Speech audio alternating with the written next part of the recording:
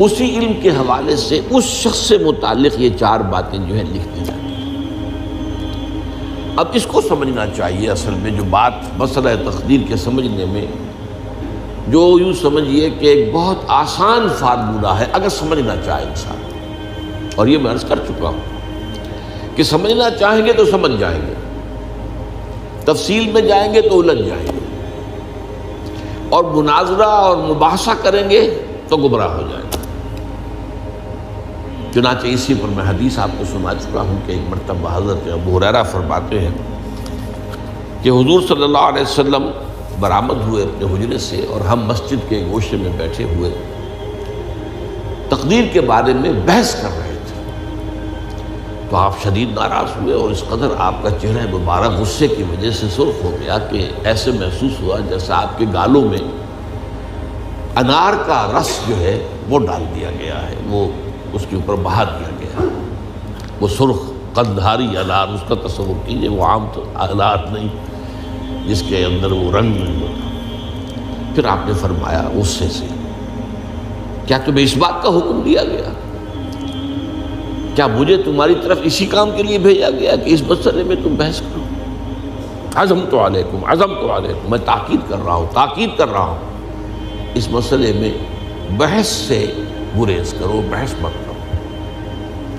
تو یہ مسئلہ اگرچہ اس اعتبار سے بڑا مشکل ہے، اگرچہ سمجھنا چاہیں تو سمجھ سکتے ہیں، لیکن میں ایک اور حدیث بھی آپ کو سنا دوں کہ اس پر ایمان کس قدر لازم ہے۔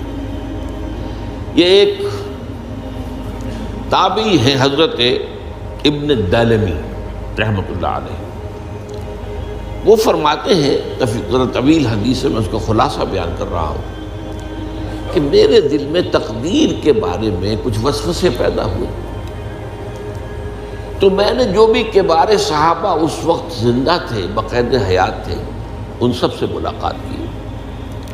ابی ابن کعب رضی اللہ تعالیٰ عنہ، جن کے بارے میں حضور نے فرمایا ہے کہ اقرأہم ابی ابن کعب، میرے صحابہ میں قرآن کا سب سے بڑا عالم ابی ابن کعب۔ ان کے علاوہ عبداللہ ابن مسعود کے پاس بھی میں گیا رضی اللہ تعالیٰ عنہ، جن کی حدیث ہم پڑھ رہے ہیں۔ حذیفہ بن یمان کے پاس میں گیا رضی اللہ تعالیٰ عنہ۔ ان سب نے ایک بات یہ کہی کہ دیکھو، ایک بات تو یہ جان لو کہ اللہ تعالیٰ کی قدرت سب شے پر حاوی ہے۔ اللہ تعالیٰ اگر لو ان اللہ عذب اہل سماواتہ و اہل ارضہ عذبہم وہو غیر ظالم لہم، اللہ اگر تمام آسمان والوں کو اور تمام زمین والوں کو عذاب دے تو اسے عذاب دینے کا حق حاصل ہے، وہ عذاب دے سکتا ہے بغیر اس کے کہ ہم کہیں کہ وہ ظالم ہے۔ تمام زمین والے اور تمام آسمان والوں میں تو نیکوکار بھی آ گئے۔ یہ اصل میں ایک بڑا اہم مسئلہ ہے کہ جو ہمارے اور معتزلہ کے درمیان مختلف فی ہے۔ معتزلہ ہی کے انداز میں اہل تشیع کا عقیدہ بھی ہے کہ اللہ پر عدل واجب ہے، اہل سنت کے نزدیک اللہ پر کوئی شے واجب نہیں، اللہ کا اختیار مطلق، جو چاہے کرے۔ چنانچہ وہ ظالم کو معاف کر سکتا ہے جب چاہے، اور وہ کسی اچھے آدمی کو عذاب دے سکتا ہے جب چاہے۔ یغفر لمن یشاء ویعذب من یشاء واللہ علی کل شیء قدیر۔ یہ سورہ بقرہ کی آخری آیت میں ہے کہ آیات میں سے ہے، لاسٹ بٹ 3 آیت میں۔ تو اس اعتبار سے اللہ کا ایک تو اختیار مطلق ہے۔ پھر میں زید ابن ثابت کے پاس گیا تو انہوں نے یہی بات مرفوعاً بیان کی کہ میں نے خود حضور سے سنی ہے یہ بات۔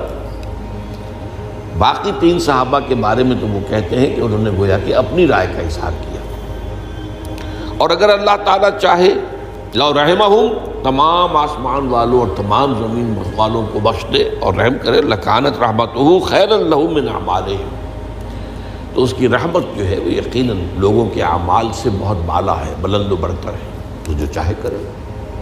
وہ ابو جہل کو بخش دے، کون اعتراض کر سکے گا؟ اور وہ کسی سے بڑے شخص کو جو ہے وہ عذاب دے، کون اعتراض کر سکتا ہے؟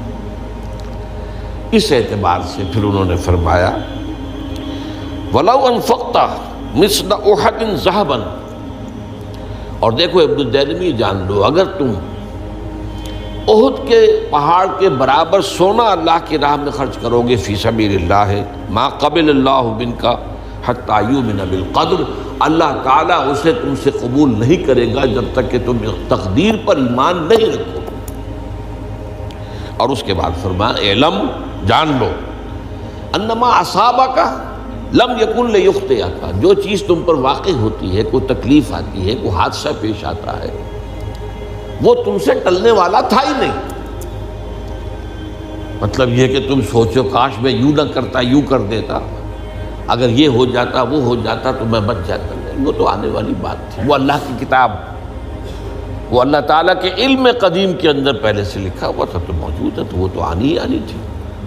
وَأَنَّمَا أَخْطَأَكَ لَمْ يَكُنْ لِيُصِيبَكَ، اور جو چیز کہ تم سے چھوٹ گئی، جاتی رہی، تمہارے ہاتھ سے نکل گئی، ممکن ہی نہیں تھا کہ وہ تمہیں ملتی، وہ اللہ تعالیٰ کا وہ جو علم قدیم ہے اس کے اندر پہلے سے طے ہے۔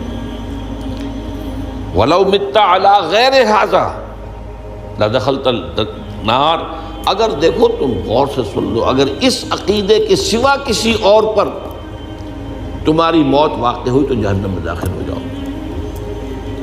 تو یہ اس ایمان بالقدر کی اہمیت کا معاملہ۔ اب اس کے لیے جو میں کہہ رہا تھا کہ ایک فارمولہ جو سمجھ میں آ سکتا ہے وہ یہ ہے، انگریزی کی جو اصطلاحات کے حوالے سے پہلے میں واضح کروں گا وہ ذرا زیادہ واضح ہے۔ ایک ہے پری نالج، کسی چیز کا علم پہلے سے ہونا، ایک ہے پری ڈیسٹینیشن، کسی شے کا پہلے سے طے پا جانا۔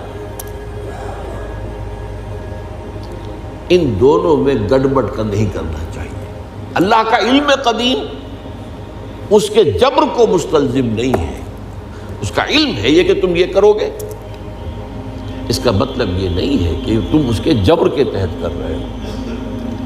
اس کی ایک سادہ سی مثال میں دیا کرتا ہوں، پھر میں کروں گا، سمجھنا چاہیں تو یہ فارمولہ بہت کافی ہوتا ہے۔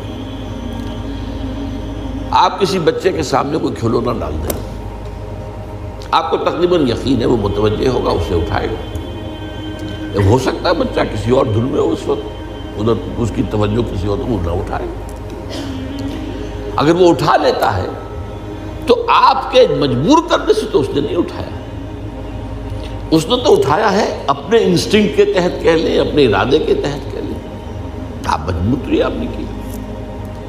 لیکن اللہ تعالیٰ کا جو اندازہ ہوتا ہے وہ اندازہ، قدر کے معنی اندازہ بھی ہے، میں بیان کر چکا ہوں آپ کو، اس کا جو علم قدیم ہے وہ غلط ثابت نہیں ہو سکتا۔ ظاہر بات ہے کہ پھر تو اعلیٰ کل شیء علیم وہ ہے ہی، اس کا علم قدیم جو ہے اس میں کوئی خطا نہیں ہو سکتی۔ یہ ہے در حقیقت پری نالج اور پری ڈیسٹینیشن، دونوں کے اندر فرق کر لیا جائے، یہ جبر نہیں ہے۔ ہاں اللہ تعالیٰ کا علم ہے، اس علم کے مطابق چیز جو ہے وہ لکھتی گئی ہے، وہ تو ہو کر رہی ہے، ہوتی تو ہے، لیکن اس کے